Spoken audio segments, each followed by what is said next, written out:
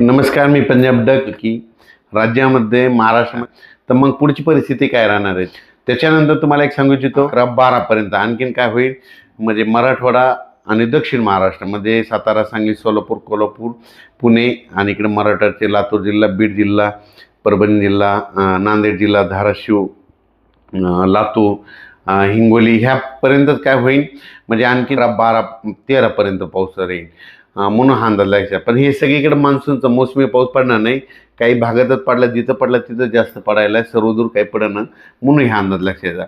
पण त्याच्यानंतर काय झालं, विदर्भातले शेतकऱ्याचे फोन आले. तर मग विदर्भामध्ये आणि उत्तर महाराष्ट्रामध्ये नंदुरबार जिल्हा झालं, धुळे जिल्हा झालं, त्याच्यानंतर विदर्भामध्ये नागपूर, तिकडं म्हणजे काय परिस्थिती राहील तर त्या शेतकऱ्याला सांगू इच्छितो की काय होणार आहे म्हणजे 13 तारखेपासून म्हणजे 13 तारखेपासून 13-14 पासून ते मग 16-17-18 पर्यंत मग काय होईल, उत्तर महाराष्ट्र आणि विदर्भाकडे मोसमी पाऊस दाखल व्हायला सुरुवात होईल.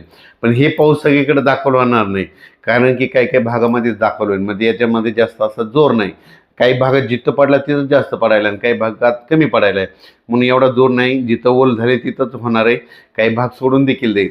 पण हे करत असताना तुम्हाला सांगू इच्छितो की 13-14-15च्या दरम्यान मग मुंबईला देखील, नाशिककडे देखील, मुंबईला देखील पाऊस बघायला भेटेल, पुण्याकडे देखील मोसमी पाऊस बघायला भेटेल.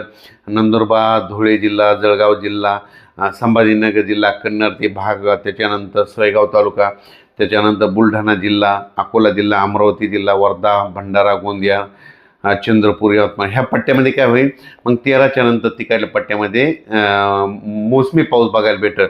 पण तो पण सर्वदूर नाही राहणार, काय होणार आहे काही काही भागातच पडणार आहे. मग शेतकऱ्याला सांगितलं तर याच्यामध्ये काय झालं की आहे पण थोडा कमजोर आहे.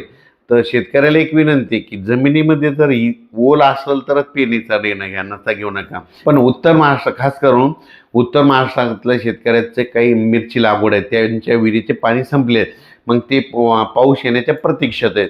तर त्यांच्या उत्तर महाराष्ट्र, कन्नड तालुका, सिल्लोड, भोकरदन, त्याच्यानंतर जळगाव जिल्हा, नंदुरबार जिल्हा, धुळे जिल्हा, त्या शेतकऱ्याला सांगू इच्छितो की पारोळा तालुका की तुमच्याकडे मात्र 13 तारखेपासून 13 जूनपासून ते 17-18 पर्यंत दररोज वेगवेगळ्या भागामध्ये विखुरलेल्या स्वरूपाचा मोसमी पाऊस दाखल होईल. सर्वदूर नाही पडणार पण वेगवेगळ्या भागात पडणार आहे, म्हणून हे अंदाज शेतकऱ्यांना घ्यायचा. त्याच्यानंतर विदर्भामध्ये देखील अशीच परिस्थिती राहील. विदर्भामध्ये देखील काय होईल, 13 जूनपासून ते 17-18 पर्यंत, 13-14-15ला 17-18च्या दरम्यान तिकडे विदर्भात देखील काही जिल्ह्यामध्ये दाखल होईल. पण हे सगळीकडे दाखल होणार नाही, काही भागात होईल. 20 जून ते 30 जूनमध्ये होईल. मग त्याच्यामध्ये मात्र आणखीन जवळपास खूप ठिकाणी भरपाई झालेली दिसत.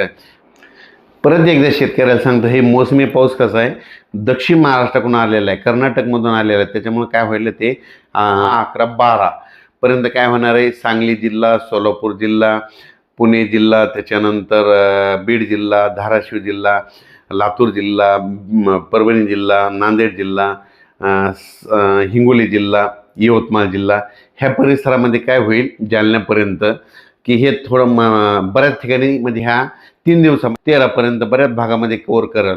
पण काही काही भाग सोडून देखील देईल, काही काही ठिकाणी मात्र खूप देखील पडेल, म्हणून हे देखील सर्व शेतकऱ्यांना लक्षात. त्याच्यानंतर मात्र 14पासून देखील मग मुंबई, नाशिक, नंदुरबार जिल्हा, धुळे जिल्हा, जळगाव जिल्हा, बुलढाणा जिल्हा, अकोला जिल्हा, अमरावती, वर्धा, नागपूर, भंडारा, गोंदिया ह्या पट्ट्यात मग काय म्हणजे विदर्भ, उत्तर महाराष्ट्र, मुंबई, नाशिक, सिन्नर ह्या पट्ट्यामध्ये काय होईल मग 14च्या नंतर बऱ्याच ठिकाणी मान्सून दाखल झालेले. मधून जिथं नाही जर झाला तर तिथं 20 जून ते 30 जूनमध्ये परत एकदा पाऊस येणार आहे. मग तिथं त्या ठिकाणी पाऊस येईल आणि त्याच्यामधून जर काही शेतकरी उरले तर मग 10 जुलै ते 15 जुलैमध्ये एक पाऊस येईल आणि त्याच्यामध्ये सर्व शेतकऱ्याच्या पेरण्या होतील. अचानक वातावरण बदल झाला तर लगेच एक शेतीला जाईल. धन्यवाद.